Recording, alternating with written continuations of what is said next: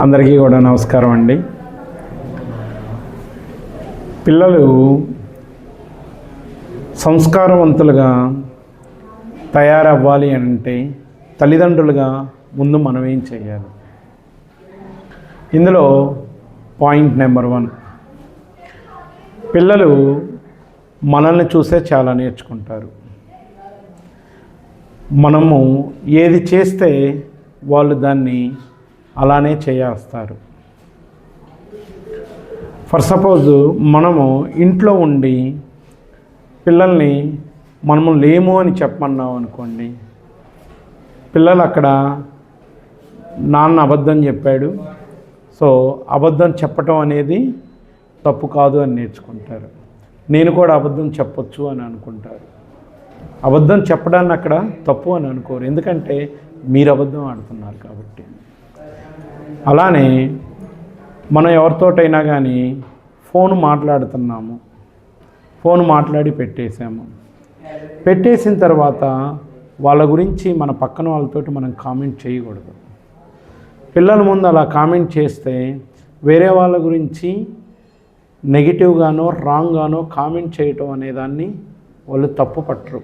వాళ్ళు కూడా ఖచ్చితంగా ఓకే, మా నాన్న మాట్లాడాడు, మా అమ్మ మాట్లాడింది, సో నేను కూడా మాట్లాడవచ్చు అని అనుకుంటారు.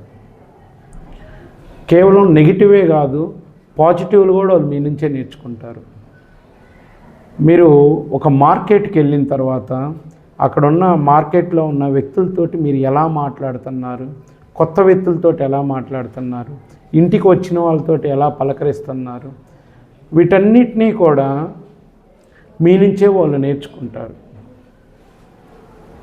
మీ నుంచే, ఎందుకంటే వాళ్ళు మీ పిల్లలు. వాళ్ళు లేచిన కాడి నుంచి నిద్రపోయే వరకు కూడా ఇంట్లో ఉన్నప్పుడు మిమ్మల్ని వాళ్ళు అనుకరిస్తారు. అందుకనే మీరు మంచి వ్యక్తిత్వం కలిగి ఉంటే మీ పిల్లలకు కూడా అదే వ్యక్తిత్వం అలవడుతుంది. పాయింట్ నెంబర్ 2, మీరు పిల్లల్ని, మరీ ముఖ్యంగా ఈ జనరేషన్ పిల్లల్ని, మీరు వాళ్ళని కోప్పడకూడదు. ఏది చెప్పినా కానీ వాళ్ళు ఏం తప్పు చేశారనేది కూర్చోబెట్టి వాళ్ళకి అర్థమయ్యేటట్లు చెప్తే ఖచ్చితంగా వాళ్ళు దాన్ని రిపీట్ చేయరు. అలా కాకుండా మీరు కోప్పడ్డారు అంటే మాత్రం ఖచ్చితంగా వాళ్ళు దాని గురించి ఆలోచించకుండా భయపడతారు, మీకు భయపడతారు. ఇక్కడ మనకు కావాల్సింది ఏంటంటే వాడు చేసిన తప్పు రిపీట్ కాకూడదు అని అంటే వాడికి అర్థమయ్యేటట్టు మనం చెప్పాలి. పాయింట్ నెంబర్ 3,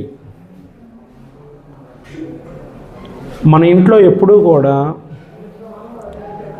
ప్రేమ, శాంతి, గౌరవం ఇటువంటి వాతావరణం అనేది ఉండాలి.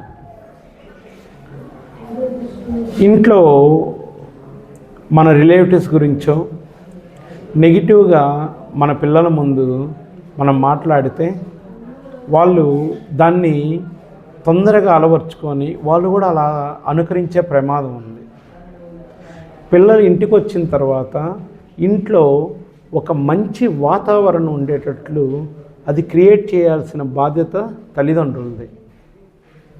ఎందుకంటే ఏ ఇల్లు అయితే ప్రేమ, శాంతి, గౌరవాలతోటి ఉంటుందో ఆ ఇంట్లో నుంచి వచ్చిన విద్యార్థులు సమాజానికి కావాలి. అటువంటి విద్యార్థులు, పిల్లలు వీళ్ళే రేపటి సమాజానికి ఉత్తమమైన పౌరులు.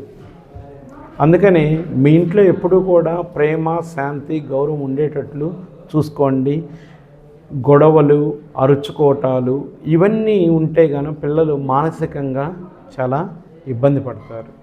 సో మన పిల్లలు ఎలా తయారవ్వాలి, వాళ్ళు ఎంత సంస్కారవంతులుగా ఉండాలి అనేది మన మీదే ఆధారపడి ఉంటుంది. ధన్యవాదములు.